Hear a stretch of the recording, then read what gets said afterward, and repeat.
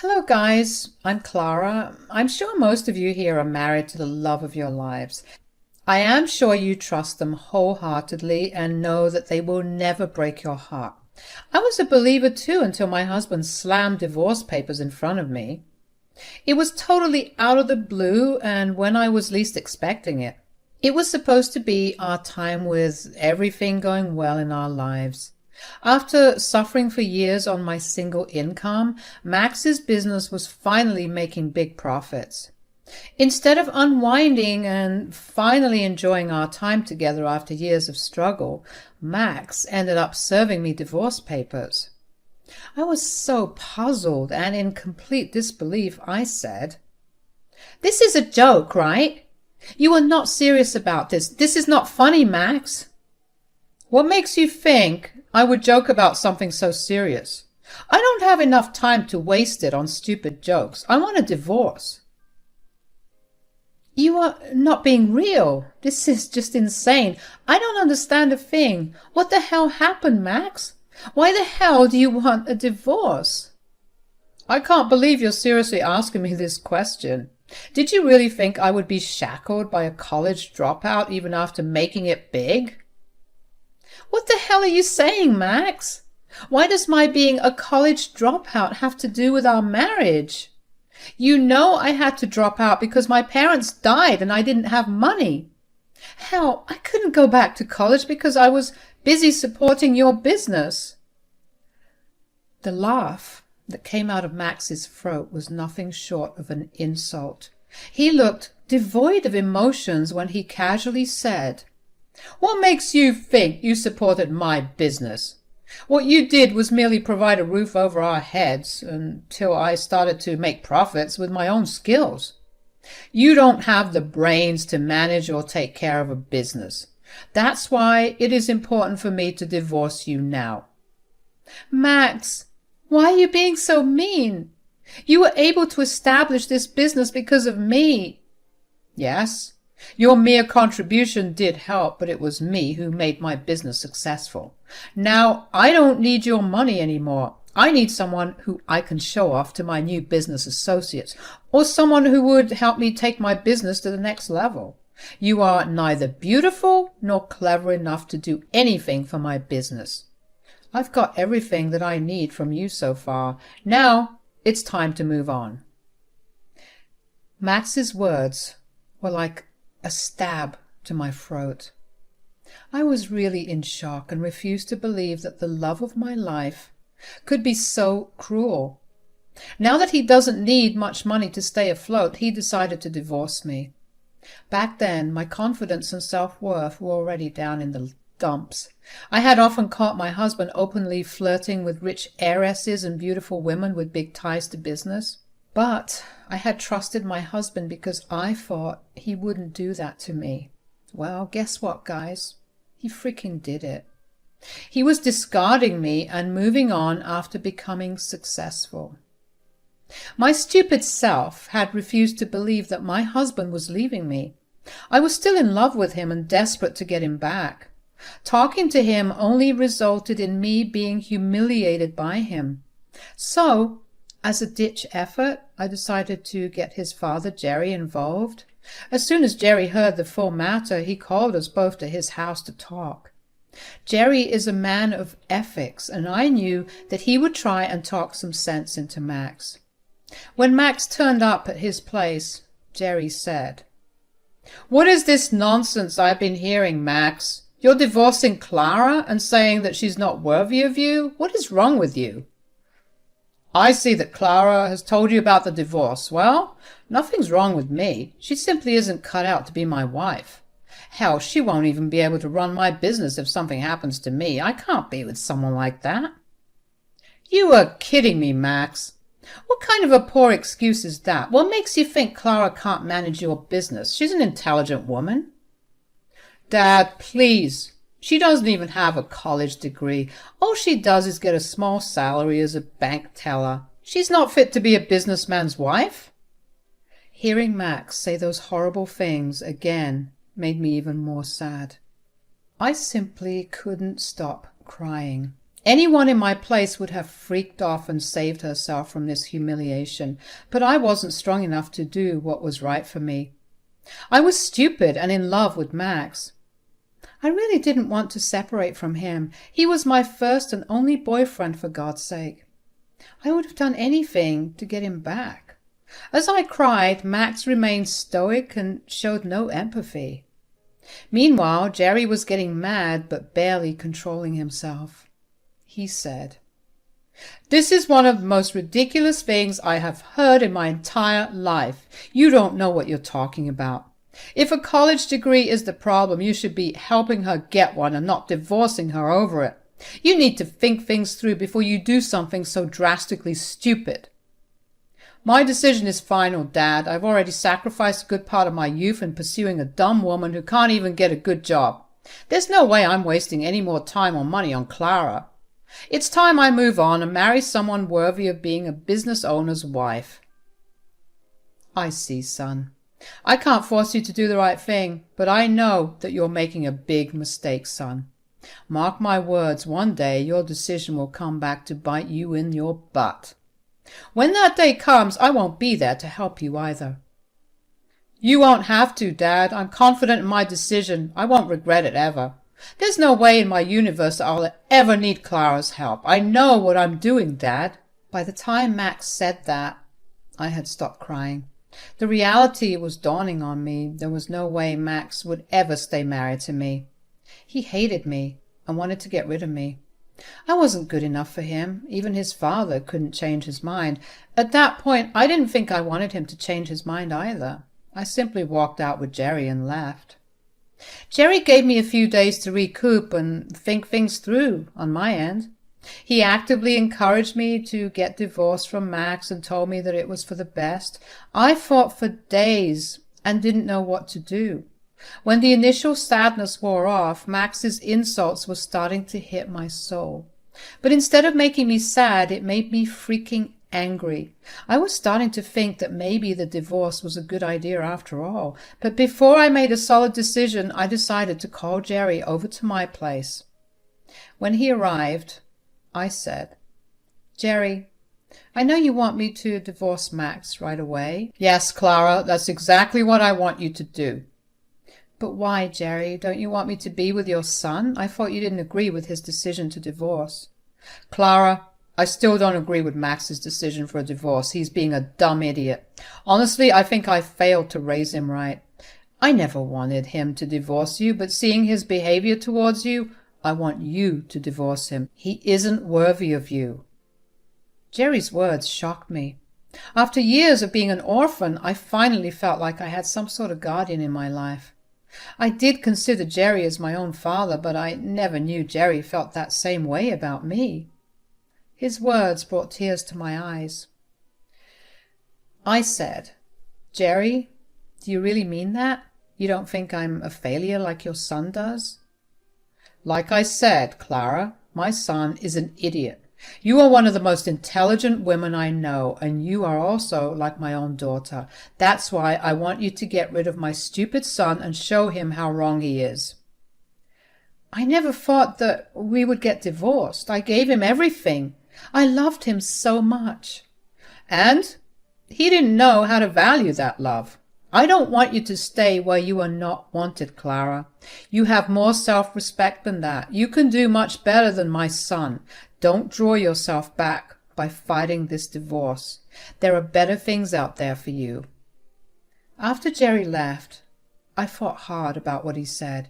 It was true that I no longer wanted to stay where I wasn't valued. Yes, divorce still scared me, but it was necessary. To be honest, there was another driving force behind my decision to seek mutual divorce.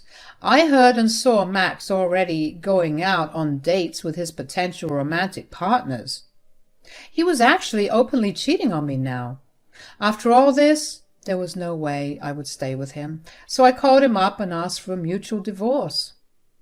On the day the final papers were signed, Jerry was present. He was there on my side. I saw that it bothered Max, but he didn't comment.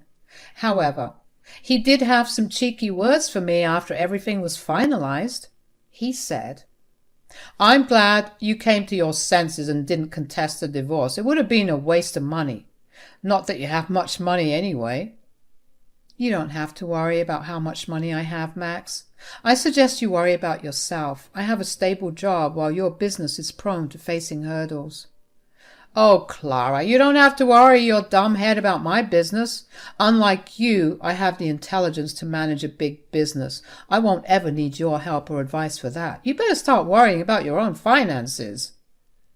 Don't worry, Max, I already have. Only time will tell where we end up. May your overconfidence not betray you. As I left my old life behind that day, I made a promise to myself. When I have the chance, I will get my revenge, but it will be a long time before I do that. Before showing Max exactly what a big mistake he had made, I had a few things to accomplish. And I started off with getting a college degree. You may wonder how I managed to rejoin college with almost no savings and no alimony. Yes, I refused alimony because, well, I didn't want his dirty money. Anyway, I truly didn't have enough to pay for college degree, but Jerry was the one who helped. He randomly showed up a few days before my divorce was finalized and said, "I see that you're not taking alimony and not contesting the divorce." Yes, Jerry, it's not like I have tons of money to fight a lengthy court battle anyway. It's easier to cut ties this way. I agree with your decision, Clara. Still, I think you should have taken the alimony, although you may not need it in the future anyway. Have you ever thought about getting a college degree? I won't lie, but yes, I have. Unfortunately, I can't afford it. I don't think I will ever get that chance. Maybe someday when I'm fit to take a big loan. Why would you take a big loan when you have me? Go ahead and apply to your college. I will pay your tuition. I was pretty surprised by Jerry's generosity. I had no idea that Jerry seriously wanted me to excel and achieve my dreams. Hell, my own husband hadn't offered me a deal like this even after earning so much money. Here was Jerry giving me a once-in-a-lifetime opportunity that would change my world. My voice trembled as I said, "Seriously, Jerry? You would do that for me?" "But why?" "I've been telling you for a while now, Clara. I see you as my own daughter. I promised your father that I would take care of you. I'm doing just that. I may not have a lot of wealth like my son, but I do have some money. I want to invest that into your college education." "You would do that for me? But Max wouldn't like that at all. He may stop talking to you and see this as a betrayal." "Well, it won't be as big of a betrayal as his.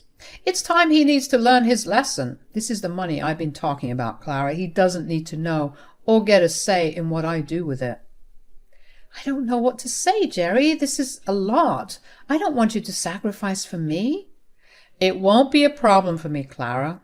Think things through after the divorce. You have time. You can consider it an interest-free loan that you can pay back. I know you have a lot of potential. Don't let it go to waste." I had plenty of time to think about Jerry's words. He was putting a very generous offer on the table. Anyone in my place would have jumped at the opportunity, but I was a little skeptical. After my now ex-husband Max mercilessly destroyed my confidence in myself, I was afraid of letting down Jerry. But as the divorce proceeded, I joined therapy and got some of it back. I promised myself that I wouldn't let Jerry down, and I needed to do this for me. So as the divorce was finalized, I took up Jerry's offer. I had told him, "I'm accepting your kindness, but I do have a condition." "Tell me, Clara, what is it?" "I promised myself that I would return this money when I made enough. I will only accept your help if you promise to take back the money when I can give it to you." "Oh, God, you knew I wouldn't have taken the money back. You know me so well, Clara. I hate taking money from you, and I consider this a gift. But if it eases your mind, I promise I won't turn it down." "Thank you, Jerry. I don't know how to thank you." Years passed since I divorced Max. Since then, he happily moved on and married a trophy wife within a year.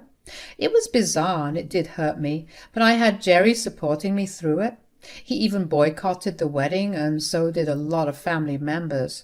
Max was a little annoyed, but he was too deep in the fog to notice the damage he was doing. He also knew that Jerry kept in touch with me but didn't know about my life. Jerry didn't share much, and Max simply considered me too insignificant to care about. That was what I deserved for blindly loving a piece of shit. So life goes on, but my need for a little revenge doesn't go away. As people say, living your best life is the best revenge. Well, my life was certainly at its peak after I left Max. I completed my college degree in finance and immediately landed a managerial position at a prestigious bank. My grades and my previous work experience did come in handy. I was hired and given a pretty good salary. I actually managed to pay off the college fund that Jerry had put together for me. It did take some time, but I paid him back like I had promised myself. While things were looking up for me, Max's life was entirely different. His business started to go downhill after he made a series of bad decisions and investments.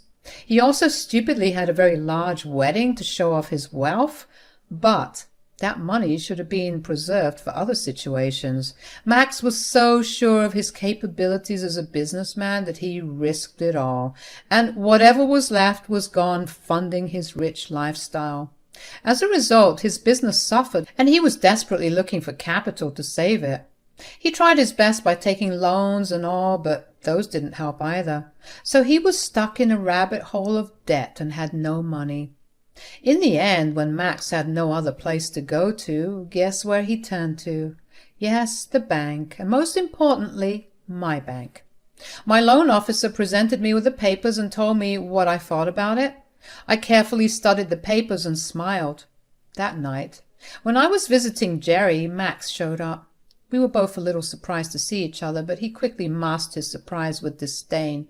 He said, "Oh, I see that you're trying to live off my dad now, Clara. Gold diggers can be so predictable. You knew my dad had a soft spot for you, and now you're trying to take his money by acting all friendly." "It's good to see you, Max. I would give you some clarification for your accusations, but I simply don't want to indulge you. I'm here to talk to Jerry." "Dad, you must be stupid to let this woman stay in your life. You need to wise up before she starts to regularly ask you to fund her life. God knows how much you've already given her." It was amusing to see Max say those things about me. Also, it was equally amusing to see him warn his father about guarding his money. The entire situation was just ridiculous because we all knew that the only one needing money was him. Jerry actually laughed and said, "That's some intense projection, Max. Are you salty that I refused to lend you money to save your business? Well, I did warn you about it years ago." "I'm sure he has forgotten it all, Jerry. He has always been so sure of himself. Looks like it has come to bite him back in the butt.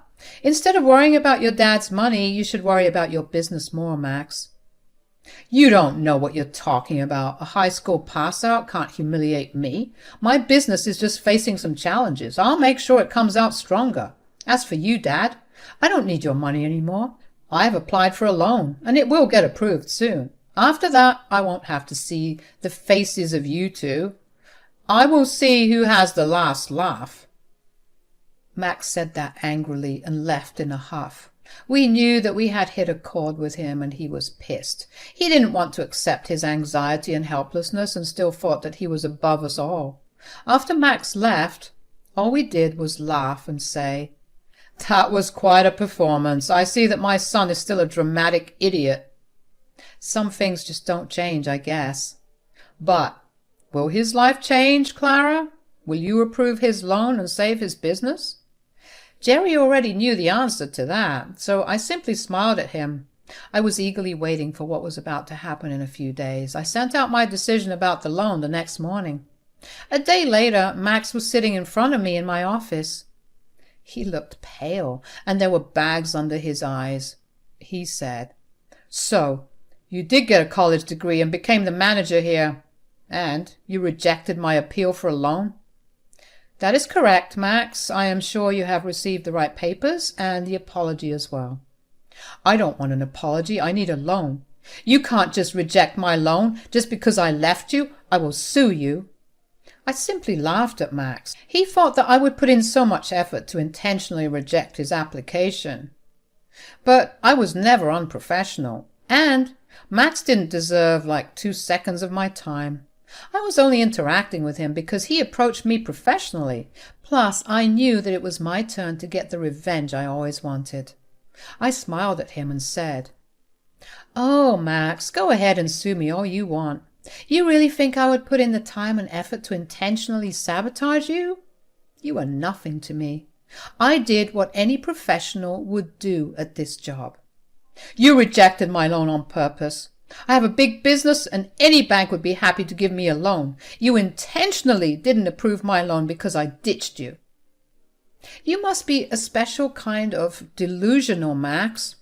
Everyone knows that your business is about to die. The fact that your credit score is one of the lowest we have seen in a while also helped me make the decision. Hell, even my loan officers were baffled as to why you thought we would approve such a big loan so easily." Max looked like I had struck a nerve again. He was angry, but I could also see that hint of desperation on his face. He was about to make strange accusations at me again, but changed his mind. Instead, he suddenly turned a little desperate. He said, "Look, whatever happened between us is in the past. You are now in a good position and can help me. Please, just give me one chance. I really need this loan." "Really, Max? I thought you were a good business, or at least that's what you had always claimed to be. How can one rejection for a loan make you so desperate?" "There is no use for me to pretend anymore. You already know how bad things are. Even Dad won't help me. This is my only chance."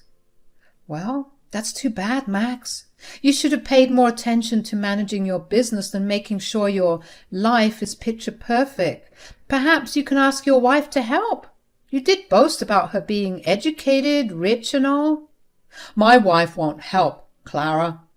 We are on the brink of a divorce. She doesn't want to downgrade her life or be stuck with a failed businessman. I'm about to lose both my beloved business and my wife." Whoops. How unfortunate for you, Max. I guess karma does come back to bite us all after all. Max looked super ashamed and was looking down at his feet. He sat there in silence for a few minutes in shame. I let him be because I was really enjoying watching him face the consequences of his actions. Max gave me much more, though. When I asked him to leave after a while, he turned hysterical. He actually started to cry and begged me to approve his loan. He was really pathetic, and I was getting annoyed. I asked him to leave multiple times. After many attempts to get him out, I called security, who escorted him out. It was pretty satisfying, and I finally felt like I got my justice. As the days passed, karma hit Max even harder. He couldn't get a loan anywhere and was forced to make his company public again. This time, he sold more than 70% of his shares because of his debt. He was only left with like 20% of the total company shares. This was another great opportunity for me to serve another cold dish of revenge. I ended up buying a good part of the company. Now I actually have more shares in the company than Max. When he saw me at the shareholders' meeting, his face was priceless. In a few months, he was begging to have me back in his life. By then, his wife had already filed for divorce and his dad had cut him off completely, so he was forced to beg me for a chance to have some semblance of the old life he had. Suffice it to say, I rejected him. It's been 2 years since it happened, and I must say that I am doing pretty well for myself. I'm actually engaged now and waiting to have a fall wedding in a year or two. Jerry and I are still close and talk regularly. He will be walking me down the aisle when I get married again. He and Max are still not talking. Max has been divorced and unable to be in any stable relationship. He did get his spending habits under control, but he's apparently unsatisfied with the life he's leading. He did beg me to take him back, but it will be a cold day in hell before that happens.